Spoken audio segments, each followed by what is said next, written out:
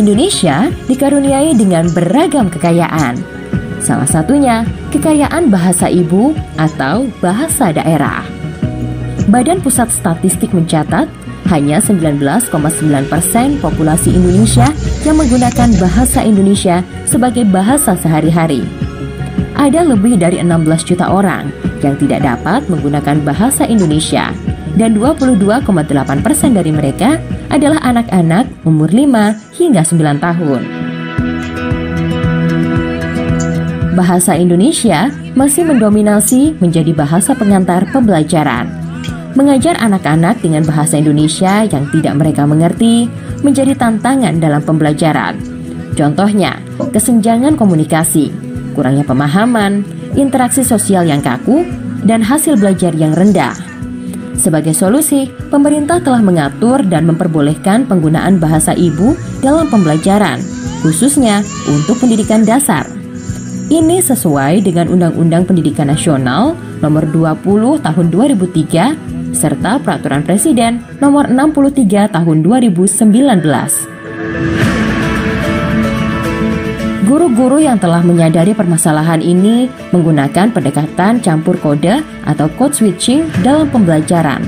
Namun, kapasitas guru yang rendah untuk pembelajaran dengan bahasa ibu, tidak adanya bahan bacaan yang mendukung, serta terbatasnya dukungan dari sekolah dan pemerintah setempat membuat upaya yang dilakukan menjadi tidak maksimal.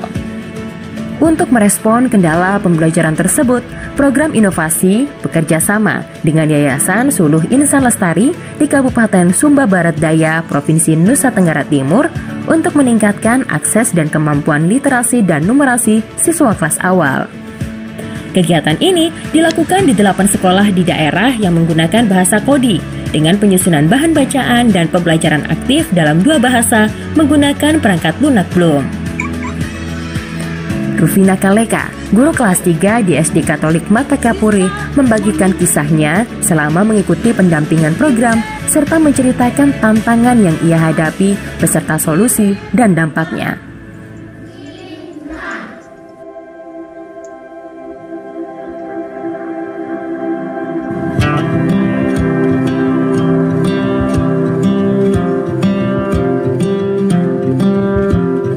Nama saya Rufina Kaleka, saya berasal dari Mata Kapore. Saya mengajar di kelas 3 pada lembaga SD Katolik Mata Kapore dan saya mengabdi sudah 7 tahun. Salah satu atau tantangan juga yang saya hadapi menyangkut penggunaan bahasa.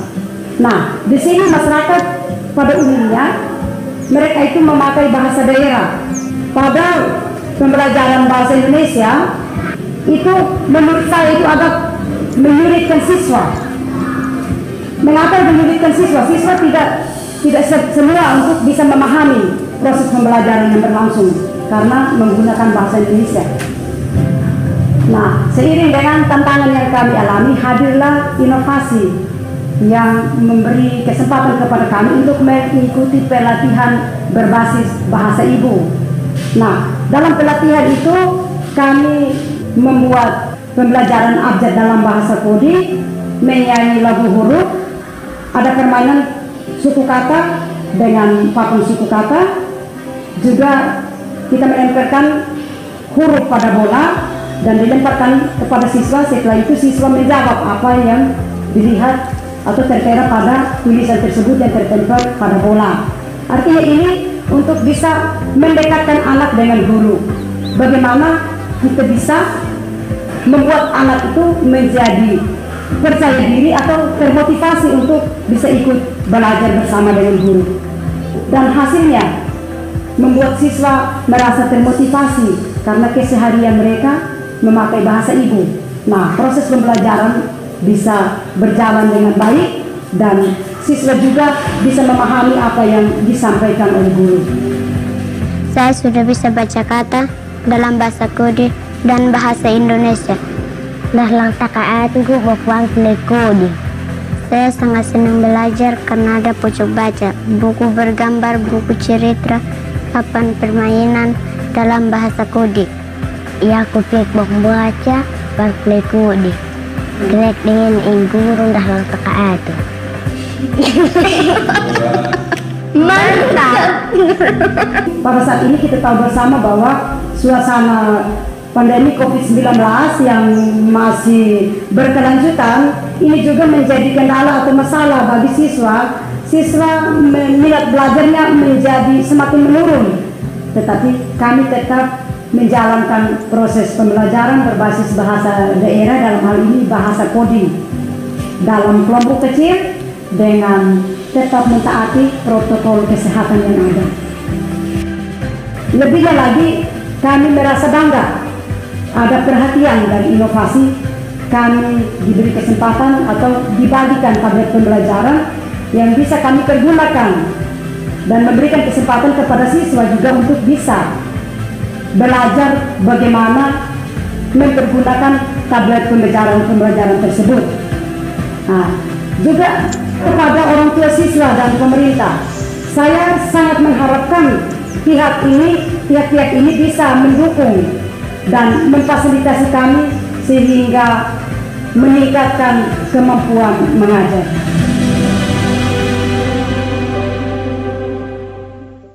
Juga memohon maaf tadi ada sedikit kendala teknis koneksi tentunya, tapi kami akan mencoba untuk memperbaiki sesegera mungkin, karena tentunya ini adalah sebuah cerita yang bisa sama-sama kita saksikan sebagai bentuk inspirasi pembentukan solusi untuk benar-benar bisa memperkenalkan segala materi dengan mengombinasikan tentunya dengan bahasa-bahasa yang ada seperti bahasa ibu ataupun bahasa kodi seperti yang disampaikan oleh Ibu Rufina sebelumnya. Saya langsung sapa Ibu Rufina Karega. Ibu Rufina, selamat siang, apa kabar Bu? Halo, selamat siang juga Pak. Kabar baik dari Kabupaten Sumba Barat Daya. Aduh Ibu, semoga sehat selalu Ibu. Ya, sehat selalu. Puji Tuhan, sehat-sehat selalu. Ibu, perjuangannya tadi saya lihat sepertinya luar biasa. Dan saya tadi anak-anak pada waktu Ibu berikan tadi sedikit penjelasan juga tadi menggunakan bahasa kodi. Sepertinya anak-anak itu sangat antusias begitu. Tetapi kok boleh diceritakan kepada kami di sini Ibu, sebenarnya apa yang masih menjadi kendala dalam Ibu memberikan pelajaran, terutama dalam juga mengimplementasikan bahasa kodi kepada anak-anak Ibu?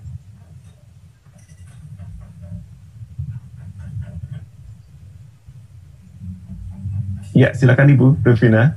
Baik, terima kasih. Saya akan... Halo? Ya, halo, silakan. Bisa mendengar suara saya, Pak? Sangat jelas. Silakan Ibu. Bisa mendengar suara saya?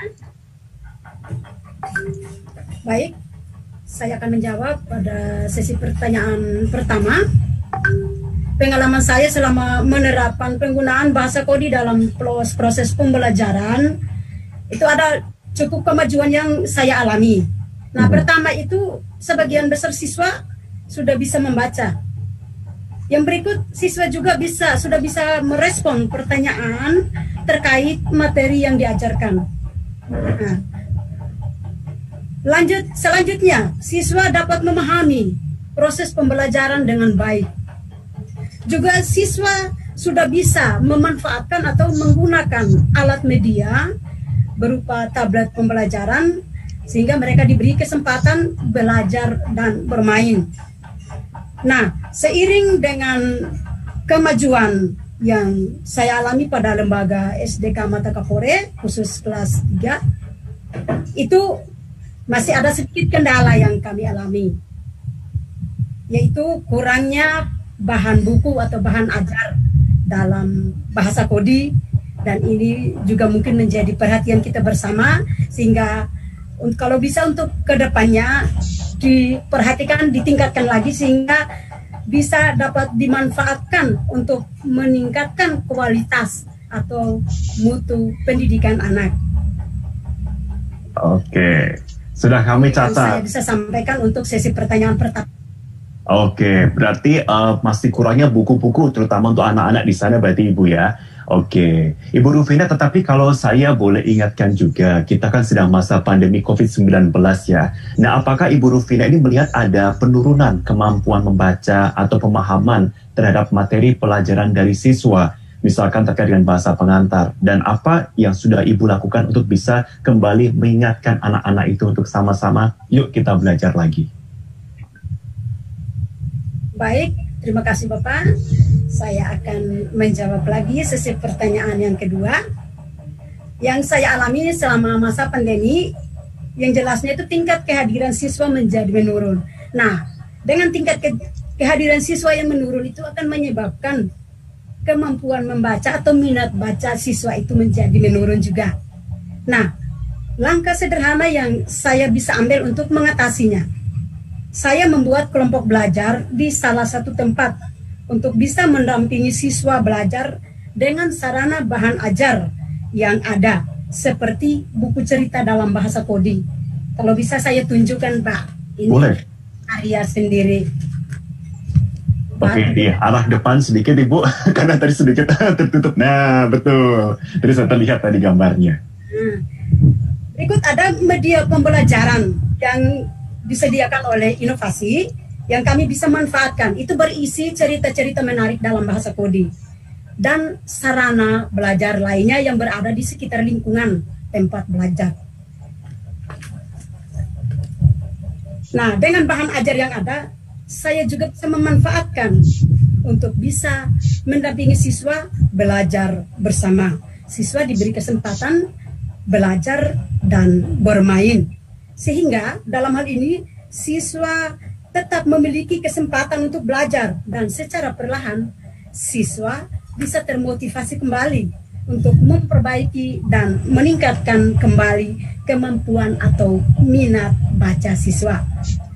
Itu saja jawaban saya untuk sesi pertanyaan kedua, Pak. Terima kasih Ibu Rufina Kaleka. Nanti saya akan kembali kepada Ibu juga. Nanti saya ingin ngobrol-ngobrol lebih lanjut juga. Tetapi sebelum itu saya akan ajak juga untuk narasumber saya yang kedua untuk bisa menyampaikan paparan singkat juga. Dan setelah itu juga saya akan ajak untuk para peserta juga, para hadirin, jika masih ada pertanyaan yang disampaikan, bisa disampaikan nanti usai seluruh narasumber kami menyampaikan paparannya. Nanti kita akan coba untuk mengumpulkan pertanyaan-pertanyaan yang kita akan bahas bersama-sama di sesi gelar wicara kali ini. Baik, yang kedua saya akan undang saat itu bergabung bersama saya Bapak Petrus Lambe yang merupakan manajer operasional Suluh Insan Lestari untuk bisa menyampaikan pemaparan kali ini. Pak Petrus, selamat siang Pak. Berjumpa kembali. Selamat siang Mas Marvin. Salam sehat. Salam sehat selalu Pak Petrus. Silakan Pak disampaikan untuk tentunya kita yang mendengar bersama-sama pemaparan terkait juga dengan langkah apa saat ini yang memang tengah dilakukan ataupun juga akan dilakukan. Silakan. Saya akan share screen. Jadi saya udah bisa. Oke, screen saya apakah terlihat? sudah terlihat dengan jelas. Silakan Bapak. Ya, baik. Salam hormat kepada semua pejabat pemerintah dari pusat dan juga pemerintah di tingkat Nusa Tenggara, juga semua pemakalah dan narasumber, dan bahkan seluruh peserta yang terlibat dalam ritual ini, juga untuk di inovasi yang memberikan kesempatan untuk sharing.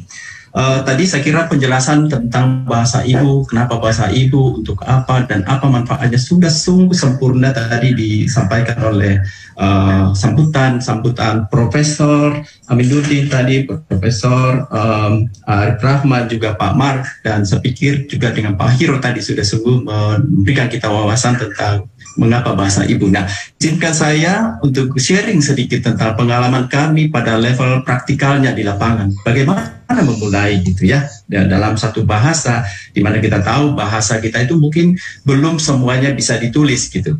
Nah, apa sebenarnya mendasari kalau diringkas dari semua paparan tadi ya, bahwa konteks kita pendidikan nasional yang harus dilakukan dari Sabang sampai Merauke gitu ya, dan khusus untuk saya highlight tentang minoritas, komunitas minoritas.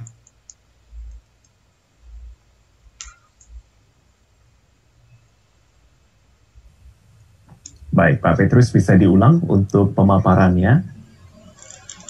Oke, tapi kita ada kendala koneksi saat ini. Memahami bahasanya tapi juga kontennya apa ya yang diajarkan. Nah, kira-kira gambarannya seperti ini. Ya, halo, apakah suara saya kedengaran? Sekarang sudah terdengar. Oke, baik. Ya, jadi ini situasi yang bisa digambarkan dari masalah-masalah yang dihadapi oleh anak minoritas. Akibatnya mereka bisa frustasi, malas ke sekolah, kurang bergairah belajar, akhirnya seperti tadi ya, drop out dan tidak bisa mengikuti mendapatkan haknya untuk belajar gitu ya. Nah, ini kira-kira sesuatu yang menjadi tantangan kita bersama, bagaimana kurikulum nasional dibawa di dalam konteks lokal. Nah, konsep PMBBI atau pendidikan multibahasa berbasis bahasa ibu, ini adalah satu konsep yang berfokus pada anak. Ketika kita ingin merancang program pembelajaran buat anak, maka ada 3 pilar utama yang bisa kita lihat, bahwa anak datang dari rumah sudah dengan pengetahuan yang dia miliki, pola pikir yang sudah ditransfer oleh orang tuanya, oleh komunitasnya, dan juga bahasa yang dikuasai untuk menyampaikan segala pikiran, gagasan, dan lain sebagainya. Jadi PMBBI ini menciptakan jembatan yang berfokus pada anak untuk menolong mereka lebih mudah untuk belajar bahasa kedua, bahasa nasional, dan juga pengetahuan yang lebih luas dari lingkungannya. Nah, sebenarnya ada 10 komponen program multibahasa berbasis bahasa ibu berkelanjutan. Ya, artinya ini kalau kita ingin program ini berdampak luas, berkelanjutan, maka ini adalah minimal ada 10 komponen yang penting untuk diperhatikan. Namun dalam kesempatan ini kita tidak bisa membahas seluruhnya, tetapi kita akan highlight pada bagaimana memulai mengembangkan di tingkat lokal, ya, secara khusus bagaimana menulis bahasa yang masih lisan, bagaimana menyediakan bahan ajar, bagaimana menyediakan bahan bacaan seperti yang dibutuhkan tadi oleh sekolah di mata Kapolri, dan juga bagaimana peran guru di dalam melaksanakan kegiatan ini. Nah, hal yang penting lainnya adalah bahwa dukungan kebijakan sangat penting dan kerjasama dari semua komponen. Ya, ini proses yang kami lakukan di bahasa Kodi, gitu ya. Bahasa Kodi adalah bahasa lisan, belum ada sistem tulisannya, maka fokus kita pertama adalah studi sosiolinguistik, kemudian juga membantu komunitas, semua level orang tua sampai anak-anak terlibat, dan mereka antusias untuk terlibat, mengkontribusikan pikiran, pendapat mereka, sehingga kita tahu bahasa apa sih yang paling mereka kuasai, dan kemudian oleh ahli bekerja sama dengan masyarakat, kita lakukan kegiatan yang namanya ortografi. Ortografi ini pelambangan bunyi-bunyi yang ada dalam bahasa mereka. Nah, bila ortografi ini tidak dilakukan, maka seringkali kita akan menghilangkan kekhususan dari bahasa itu dan mungkin menggunakan ortografi bahasa Indonesia. Tapi ini adalah sebuah proses, dan bahasa setelah ada ortografi maka bisa kita bawa ke menjadi bahasa tertulis. Tingkat ketahanan bahasa juga penting untuk diperhatikan. Nah, proses ini sungguh meningkatkan peran serta masyarakat, percaya diri mereka tentang bahasa mereka juga bahwa bisa dipakai untuk belajar, dan melibatkan masyarakat dari awal proses sehingga ownership, kepemilikan mereka itu bisa ada di dalam pendidikan. Ya, ini contoh untuk bahasa Kodi, ini sebuah proses awal. Jadi kalaupun nanti masih akan terus ada proses memperbaiki sistem penulisan bahasa Kodi, maka itu bisa terus dilakukan. Ini melalui kerjasama dengan unsur-unsur lokal, masyarakat, kemudian dari tim kami, oleh linguis, akhirnya alfabet, ya, abjad Kodi ini sudah bisa dicapai. Itu ada 25 dan ada kekhususan dalam setiap bahasa ini. Kita bisa lihat di situ ada huruf-huruf yang tidak ada dalam bahasa Kodi, yang tidak sama dengan bahasa nasional. Nah, itulah penting untuk dipahami. Sekiranya kita tidak bisa ini, tapi hal yang paling khusus untuk bahasa di Sumba ini pasti tidak ada S. Jadi kita menyebutnya Sumba, tapi kalau masyarakat di sana sebenarnya Humba, gitu ya. Jadi itu adalah satu hal khusus. Nah, selanjutnya dengan ada sistem tulisan tadi, maka kita bisa mengembangkan bahan ajar, gitu ya. Bahan ajar ini bukan hanya sekedar banyaknya, tapi sebenarnya tadi kita harus berangkat dari seberapa kemampuan anak di dalam membaca, sehingga tingkatan dari bacaan yang disiapkan itu harus tetap fokus pada kebutuhan anak. Kemudian juga ada yang memandu guru untuk bisa menggunakan dengan baik, juga dengan menggunakan seni budaya lokal, bahkan cerita-cerita lokal yang bisa dikaitkan dengan tematik dari K13, dan itu menjadi kesempatan untuk mengakomodir konsep berpikir masyarakat, filosofi hidup mereka, dan hal-hal intrinsik lainnya yang mereka harus jaga dan lestarikan kepada anak mereka. Kami juga menggunakan teknologi, ya, menggunakan audiobook, ya, atau tadi disebut dengan sistem Bloom, ya, ini sebuah sistem yang kami terapkan untuk memudahkan. Jadi guru-guru masyarakat juga ya terlibat dalam membuat buku sederhana, cerita sederhana untuk anak-anak mereka. Dan anak-anak senang sekali. Tadi dikatakan bahwa teknologi itu penting, dan ini kita akomodir gitu ya, dengan audiobook atau buku berbicara. Sama anak-anak di Kodi menyebutnya HP besar, HP Lodo gitu ya, dan itu menarik sekali buat mereka. Komponen selanjutnya adalah peningkatan kapasitas guru. Ini penting, mulai dari mengembangkan bahan dan bagaimana juga menggunakannya, merancang konsep pembelajaran disesuaikan dengan jam yang ada. Dan dalam pembelajaran bahasa ibu ini, proses belajar huruf itu bukan mulai dari A, B, C sampai abjad terakhir, tapi kita mulai dengan huruf-huruf yang paling dominan dalam bahasa itu. Apa huruf vokal dan apa huruf konsonan. Kemudian diciptakanlah poster huruf, lagu huruf, permainan huruf, dan itu membuat kelas itu sangat interaktif, bermain tetapi belajar. Ya. Selanjutnya pojok baca. Tadi ada katakan anak-anak senang karena ada pojok baca. Pojok baca ini adalah sebuah konsep untuk menstimulasi kemampuan minat baca anak, gitu ya.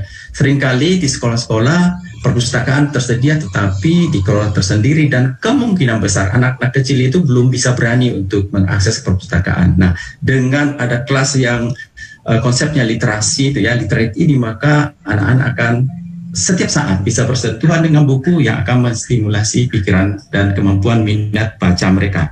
IT yang kami buat, ya, cerita-cerita yang dalam bahasa Kodi ini yang kami rekam oleh suara dari masyarakat sendiri, dan bisa dipakai untuk bermain huruf, bermain angka, membaca bersama dengan guru, bersama dengan orang tua. Ini adalah satu perangkat teknologi yang sederhana. Ini offline ya, jadi tidak perlu internet gitu loh. Yang penting bisa dicas gitu.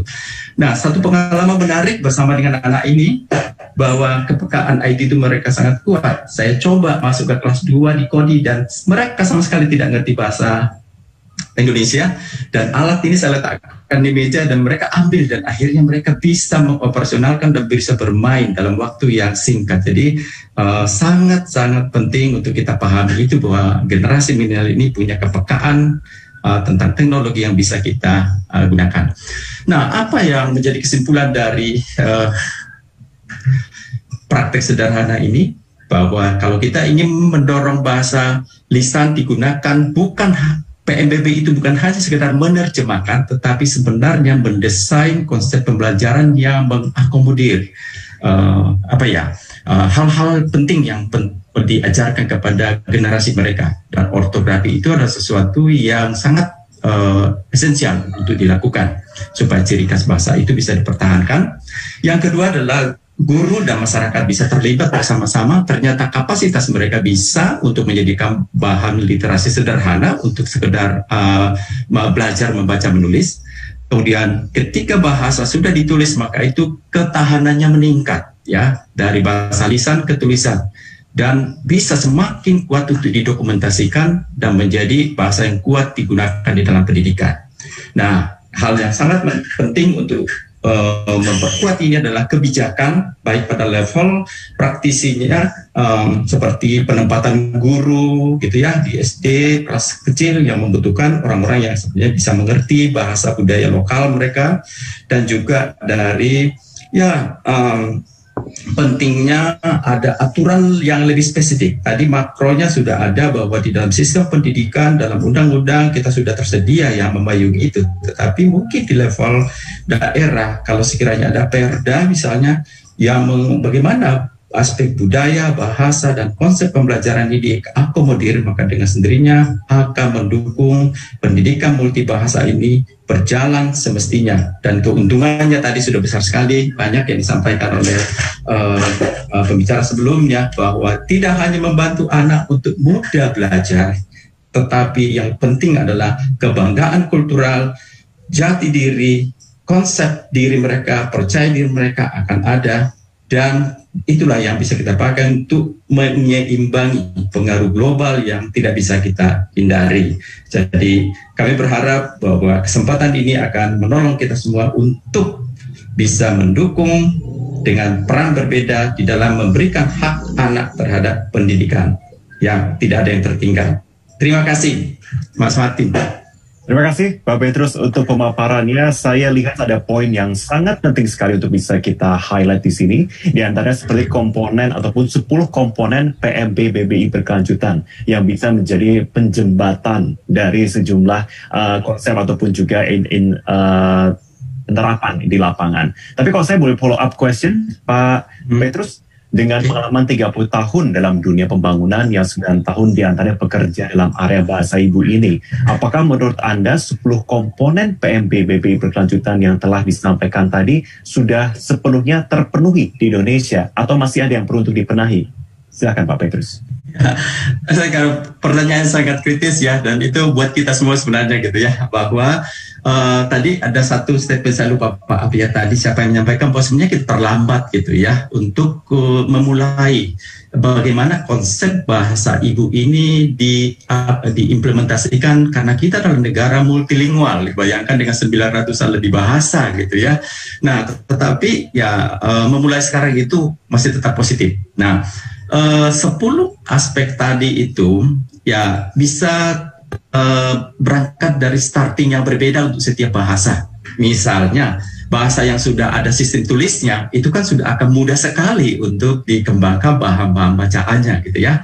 Kemudian untuk bahasa-bahasa yang mungkin ya mulai menurun ya dalam konteks bukan lagi menjadi bahasa utama anak-anak gitu ya, tapi ada bahasa lain ya yang sudah lebih mereka nikmati. Berarti konsep yang kedua mungkin mendokumentasikan cerita-cerita yang nantinya akan menolong anak-anak untuk kembali melakukan atau mencintai bahasa budaya mereka. Nah, kita bicara pada yang paling cocok adalah bahasa dengan status di mana lisan anak-anak semuanya pasti menuturkan. Nah, saya melihat bahwa dari sisi aturannya tadi ada yang paling saya mau highlight ini adalah regulasinya secara nasional sudah tidak ada masalah ya, dan bahkan tadi penyampaian paparan dari bapak-bapak pejabat kita, aduh luar biasa, itu sudah sangat luar biasa. Nah, persoalannya di tingkat daerah. Saya berharap bahwa dengan desentralisasi di mana kewenangan pendidikan dasar itu ada di tingkat kabupaten, maka ini bola ada di tangan pemerintah kabupaten bagaimana mengakomodir konsep pendekatan bahasa ibu ini di dalam sistem pendidikan yang mau dikembangkan di daerah masing-masing. Dan itu bukan hanya menolong anak-anak muda dan enjoy di dalam menikmati pendidikan dasar, tapi bahkan sedang melestarikan, sedang memperkuat jati diri dan semua nilai intrinsik yang harus dijaga gitu loh. Nah, jadi kemudian tadi ada aspek kerjasama, itu menurut saya sangat penting ya, bagaimana pendidikan yang tersentral dari pemerintah saat ini gitu ya harus didorong dari bawah, bagaimana peran swasta, bagaimana peran masyarakat, bagaimana peran guru sendiri harusnya terlibat menkontribusikan apa yang mereka bisa. Jadi kapasitas untuk guru harus ditingkatkan, kesempatan harus diberikan, karena pendidikan dasar itu pada prinsipnya tidak harus kita mengharapkan para ahli yang menulis bacaan buat anak-anak kita, apalagi dalam bahasa daerah kita misalnya gitu ya.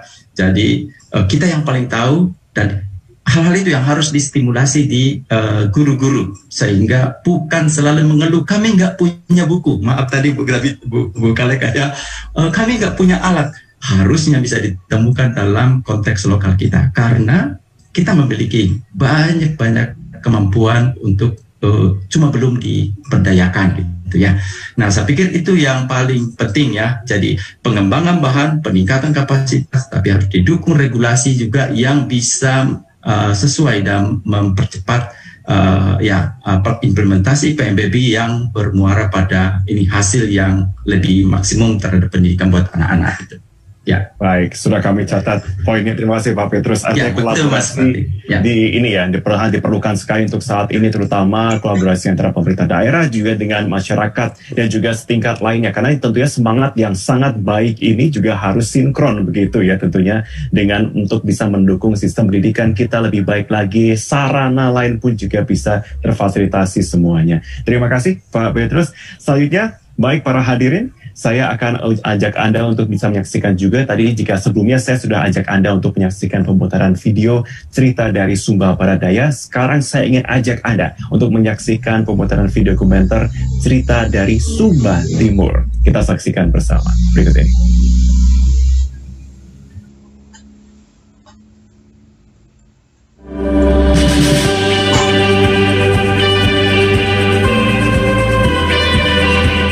Di Kabupaten Sumba Timur, Provinsi Nusa Tenggara Timur, program inovasi bekerja sama dengan Yayasan Sulinama dengan mengimplementasikan program pembelajaran multibahasa berbasis bahasa ibu. Kegiatan ini dilakukan di 9 sekolah yang mayoritasnya berbahasa Sumba dengan dialek Canberra dalam keseharian mereka, termasuk di sekolah. Program ini bertujuan untuk meningkatkan kapasitas guru kelas awal dalam mengajarkan kemampuan literasi awal dengan metode bantuan bertahap atau scaffolding, serta mengembangkan kemampuan membaca dan menulis siswa menggunakan buku bacaan berjenjang dalam bahasa Sumba Timur. Mardi Juana Poduloya, guru kelas 1 SD Masehi Kapunduk, akan menjelaskan bagaimana penggunaan buku berjenjang tersebut dalam pembelajaran, serta respon dan perubahan kemampuan belajar siswa, serta bagaimana pendekatan tersebut membantu pembelajaran di situasi pandemi.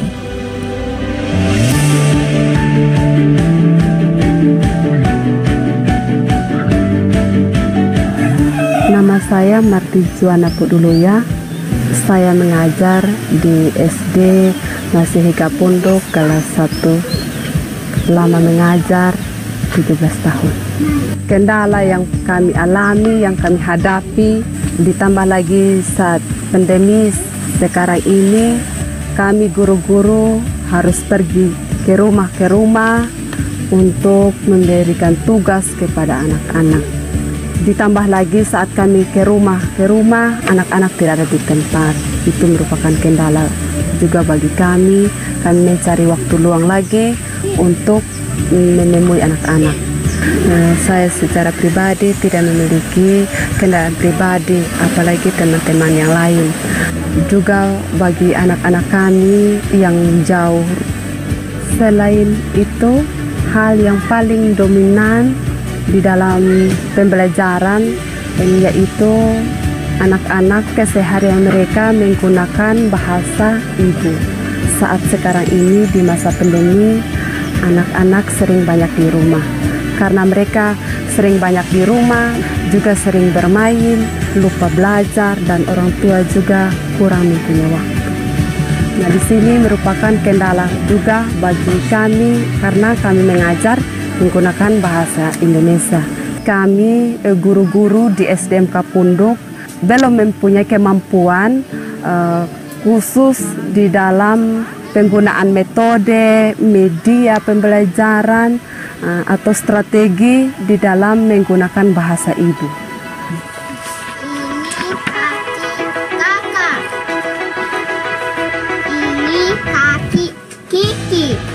Melalui pelatihan yang diberikan oleh inovasi, kami diajarkan bagaimana memilih metode apa yang harus pas di dalam pembelajaran, yaitu diskusi, tanya jawab, demonstrasi. Adapun dampak positif di dalam penggunaan bahasa ibu bagi anak-anak, anak itu aktif, terus anak itu mengerti, memahami materi ajar sesuai dengan media pembelajaran yang disampaikan.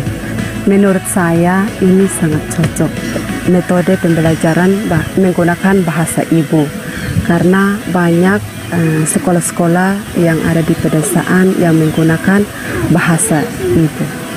Harapan saya untuk siswa anak-anak tetap giat di dalam belajar di rumah. Harapan juga untuk orang tua, yaitu mereka terus mendukung di dalam belajar, menulis dan menghitung, walaupun mereka menggunakan bahasa ibu. Dan harapan saya yang terakhir untuk pemerintah, agar pemerintah selalu mendukung kami guru-guru di dalam kegiatan pembelajaran menggunakan bahasa ibu.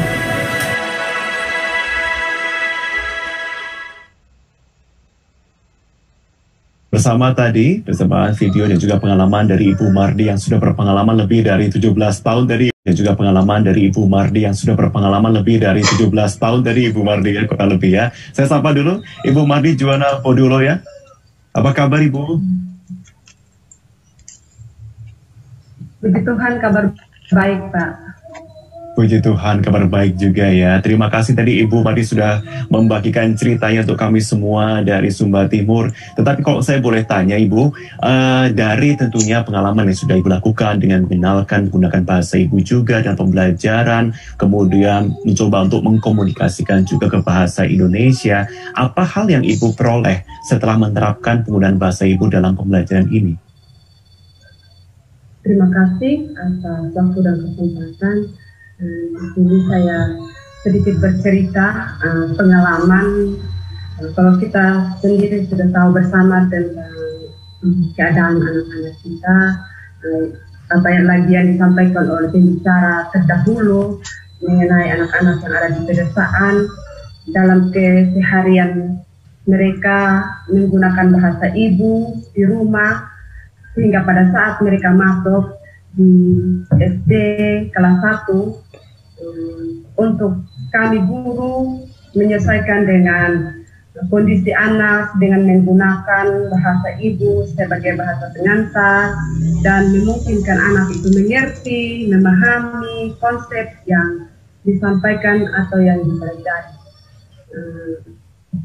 Kami dengan hadirnya inovasi di Sumba Timur, kami dibimbing menggunakan bahasa ibu sebagai bahasa pengantar di dalam kegiatan belajar mengajar di kelas, tetapi bukan mengesampingkan bahasa Indonesia, melainkan sebagai jembatan atau masa transisi untuk menggunakan bahasa Indonesia di dalam kegiatan pembelajaran. Karena sebelumnya saya menggunakan bahasa Indonesia dan bahasa ibu itu campur-campur di dalam kelas. Nah, setelah kami bersama di inovasi, kami terus dibimbing di dalam kegiatan menggunakan bahasa ibu itu yang teratur. Nah, kami juga di sini dibimbing di dalam memilih metode ajar sesuai dengan materi ajar yang harus membangkitkan minat anak belajar di dalam kelas, yaitu media pembelajaran yang sesuai dengan materi, terus membuat poster, contoh poster yang dibuat di sini di dalam bahasa ibu. Saya ambil contohnya ya seperti ini di dalam bahasa ibu. Di sini ada huruf A. Di sini juga ada bahasa ibu. Di sini pengenalan bunyi huruf yang diawali dengan huruf A. Ini kalau untuk bahasa Sumba. Tapi kalau untuk bahasa Indonesianya berarti A, tetapi di sini bahasa Indonesia ada awalan A, bunyi huruf A. Dan sini ada perbandingannya, tetapi gambarnya yang berbeda, yang keseharian anak-anak. Inilah ini poster, contoh poster yang kami buat yang diajarkan oleh inovasi. Terus juga ada gambar, kartu gambar yang dibuatkan untuk membuat poster gambar, contohnya seperti ini, poster gambar. Ini artinya ini kartu gambar namanya yang harus dibuat. Artinya kami buat tidak banyak-banyak kartu gambar. Terus juga ada ini kartu suku kata yang kami buat sendiri, kartu suku kata yang untuk membantu di dalam kegiatan pembelajaran. Terus ada ini suku kata-kata yang harus dibuat untuk menggabung menjadi kata. Anak-anak bisa membaca. Terus sekaligus menambah kosakata dalam bahasa ibu untuk melatih kesadaran bunyi dari tiap huruf. Terus yang diperkenalkan menjadi suku kata dalam 1 sampai 3 kata. Nah, kami juga ini dibimbing oleh inovasi cara menggunakan buku RCK untuk mengetahui kemampuan anak. Contohnya ada buku RCK yang berjenjang, ada bermacam-macam buku RCK yang kami dapatkan dari inovasi untuk mengetahui kemampuan anak membaca. Ada juga buku besar di dalam bahasa penggunaan bahasa ibu. Ini buku besar. Di dalam penggunaan ada bahasa ibu, di dalam kami membimbing anak-anak kami. Di sini pengalaman yang kami dapat selama kami bersama-sama dengan inovasi di dalam mengajar. Oke, baik. Terima kasih Bu Mardi untuk sudah tadi bercerita juga dan juga menceritakan kreativitasnya tadi ya dengan menggunakan kartu gambar dan juga metode lainnya. Terima kasih Ibu Mardi. Nah, untuk meningkat waktu, sekarang saya akan undang juga narasumber saya, ada Ibu Ari Rambu Guna yang merupakan Kabid GTK Dinas Pendidikan Sumba Timur. Ibu Ari, selamat siang. Selamat siang Pak Marvin. Iya. Bertemu kembali. Selamat bertemu kembali Ibu Ari. Ibu Ari, ini banyak sekali harapan tentunya yang bisa kita lihat ya, pemaparan dari ibu-ibu dan juga dari Pak Petrus juga. Tapi kalau saya boleh bertanya juga tentunya dari sudut pandang dari Dinas Pendidikan Sumba Timur begitu Ibu Ari ya. Kita sudah menyaksikan juga pendekatan menggunakan bahasa ibu dalam pembelajaran di kelas. Nah, apakah tantangan yang dihadapi oleh seperti Ibu Mardi tadi dialami juga oleh guru pada umumnya di Kabupaten Sumba Timur? Baik, terima kasih Pak Martin. Yang saya hormati Bapak Ibu sekalian yang telah hadir dalam webinar ini, yang tidak saya sapa satu persatu. Terima kasih telah memberikan kesempatan dari kami Sumba Timur dalam acara temu inovasi ini, dan untuk sedikit berbagi pengalaman terkait penggunaan bahasa ibu dalam pembelajaran di Kabupaten Sumba Timur. Bapak Ibu yang saya hormati, upaya peningkatan kemampuan siswa dan mutu kualitas pendidikan di Kabupaten Sumba Timur mempunyai tantangan yang cukup berat, baik dari segi kualitas SDM maupun sarana prasarana. Ini terukur dari tingkat kemampuan literasi dasar dan numerasi anak-anak, khususnya dalam penguasaan bahasa Indonesia di kelas awal yang masih cukup rendah, dan juga masih banyak siswa yang belum bisa berkomunikasi dengan baik dalam bahasa Indonesia. Tentunya hal ini juga disebabkan karena anak-anak di desa atau daerah terpencil kurang terpapar dengan bahasa Indonesia. Selain karena keterbatasan akses informasi, anak-anak lebih dalam kesehariannya lebih menggunakan bahasa ibu untuk berkomunikasi. Juga mayoritas anak-anak di kelas rendah di desa atau daerah terpencil tidak mengikuti PAUD karena memang belum ada PAUD atau TK di daerah-daerah tersebut. Tadi dari paparan dan sambutan juga penjelasan Ibu Mardi dan tayangan video pembelajaran terkait bahasa ibu di kelas awal, itu adalah merupakan gambaran umum tentang kondisi pendidikan yang terjadi di Kabupaten Sumba Timur, khususnya di daerah-daerah terpencil. Ya, sekitar hampir 70% di Kabupaten Sumba Timur, khususnya di kelas 1 dan 2, masih menggunakan bahasa ibu sebagai bahasa di dalam belajar, proses pembelajaran. Informasi ini Bapak Ibu kami peroleh dari laporan guru, kepala sekolah maupun pengawas. Juga pada saat kami melakukan monitoring dan melihat secara langsung proses pembelajaran di kelas awal itu, dalam hasil monitoring kami mengamati bahwa dalam pembelajaran guru melakukan terjemahan dari bahasa Indonesia ke bahasa ibu. Jadi penggunaan bahasa ibu akan dipakai pada saat anak kesulitan memahami penjelasan, instruksi ataupun pertanyaan-pertanyaan dari guru. Sehingga penggunaan bahasa ibu dan bahasa Indonesia dilakukan secara campur-campur. Kemudian kami melakukan survei secara sampling untuk mengukur perkembangan kemampuan literasi anak. ternyata menggunakan dua bahasa secara campur-campur justru membuat anak terkendala dalam proses pemahaman. Intensitas waktu belajar menjadi berkurang karena guru bolak-balik menjelaskan satu hal yang sama dalam dua bahasa sekaligus. Jadi anak tidak memahami konsep atau materi pembelajaran secara utuh. Nah, untuk di Kecamatan Hahar sendiri yang merupakan pilot bersama pemerintah daerah, inovasi dan lembaga mitra yaitu Yayasan Suriname, sebelum ada intervensi, pembelajaran dilakukan tadi seperti saya jelaskan kan satu hal yang sama dalam dua bahasa sekaligus. Jadi anak tidak memahami konsep atau materi pembelajaran secara utuh. Nah, untuk di Kecamatan Hahar sendiri yang merupakan pilot bersama pemerintah daerah, inovasi dan lembaga mitra yaitu Yayasan Suriname, sebelum ada intervensi, pembelajaran dilakukan tadi seperti saya jelaskan menggabung-gabungkan dua bahasa. Di situ anak-anak tidak merespon instruksi guru dalam bahasa Indonesia, maka guru akan menjelaskan lagi dengan bahasa Sumba. Akibatnya itu pembelajaran menjadi pasif. Guru lebih dominan berbicara, tetapi sibuk menerjemahkan bahasa Indonesia ke bahasa Sumba sehingga tidak utuh untuk pemberian materi. Di sini terlihat guru belum mempunyai strategi yang tepat dalam penggunaan bahasa ibu sebagai pengantar dalam pembelajaran. Jadi anak-anak menjadi bingung bagaimana dan proses pemahamannya juga menjadi terganggu dalam mencerna penjelasan guru.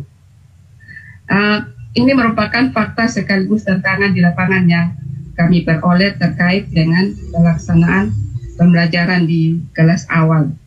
Itu yang terjadi setelah penerapan program bersama Yayasan Suriname, pembelajaran berbasis bahasa ibu ini kami melatih guru-guru melalui KKG, wadah KKG.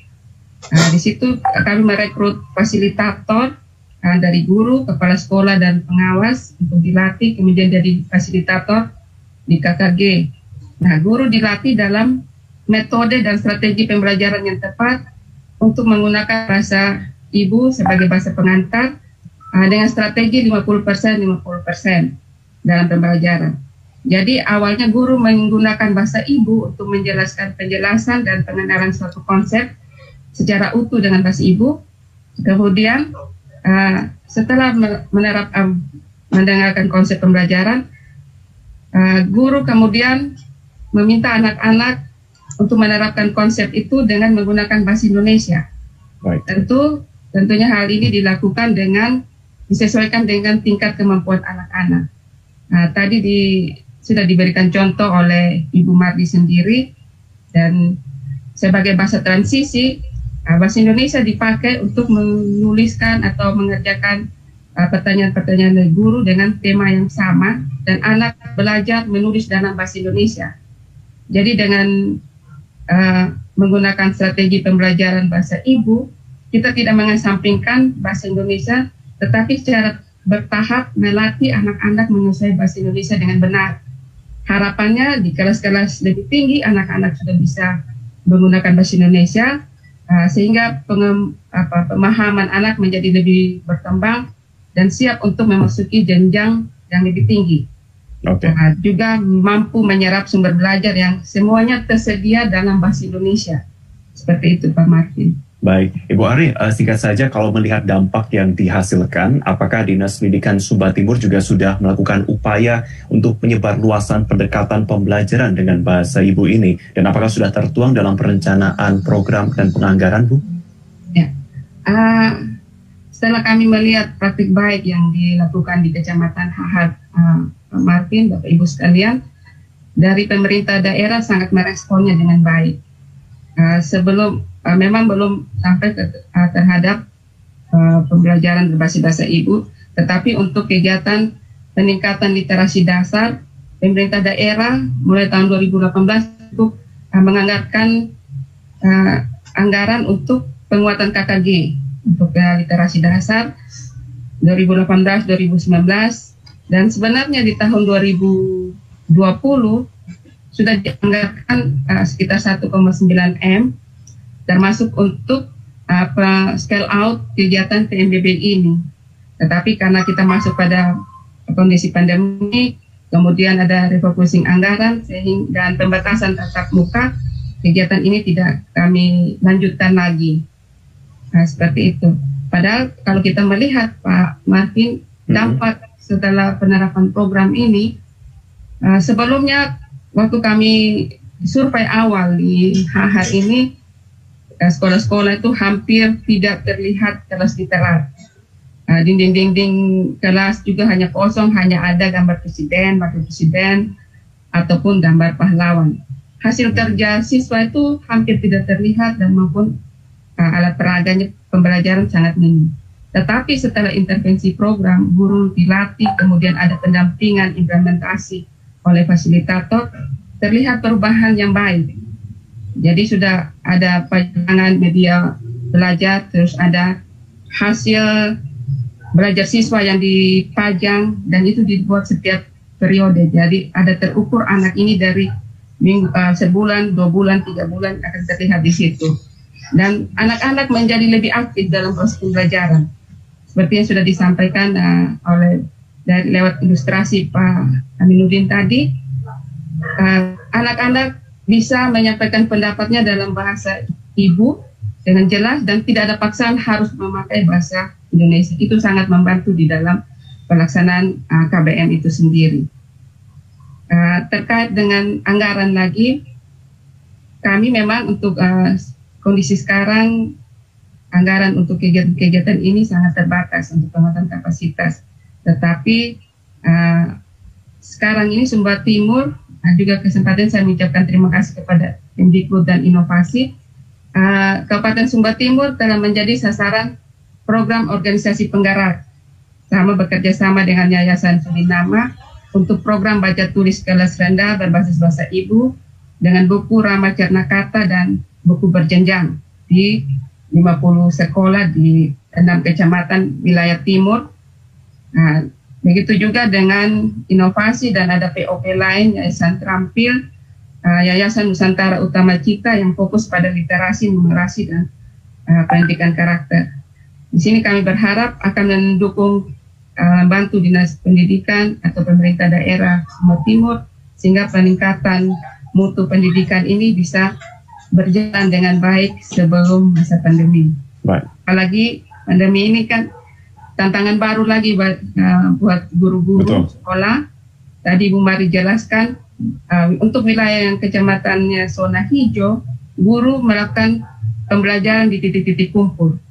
Dan itu karena Sumba Timur cukup luas, menyita waktu dan tenaga buat guru-guru juga. Itu yang terjadi di Sumba Timur. Dan satu lagi Pak, terima kasih juga buat Inovasi dan Yayasan Suriname terkait dengan buku-buku bacaan yang sesuai dengan kemampuan anak-anak. Guru-guru di HH juga dilatih untuk membuat buku cerita sederhana sesuai dengan level kemampuan anak untuk bisa memenuhi kebutuhan anak membaca di kelasnya. Itu buku RCK dan buku berjenjang, dan juga membantu pemerintah daerah melatih guru-guru untuk menulis sendiri buku bacaan sehingga nanti kemudian bisa dicetak untuk memenuhi kebutuhan anak-anak. Juga dari kementerian melalui Yayasan Damaring Dewanta Education dan Inovasi melatih guru untuk membuat buku bacaan tentang budaya Sumba yang disesuaikan dengan level kemampuan membaca anak. Itu yang dilakukan di Sumba Timur dan harapan ini akan terus semakin membantu upaya peningkatan mutu di Sumba Timur. Ya, Pak Martin. Baik, terima kasih Ibu Ari untuk pemaparannya.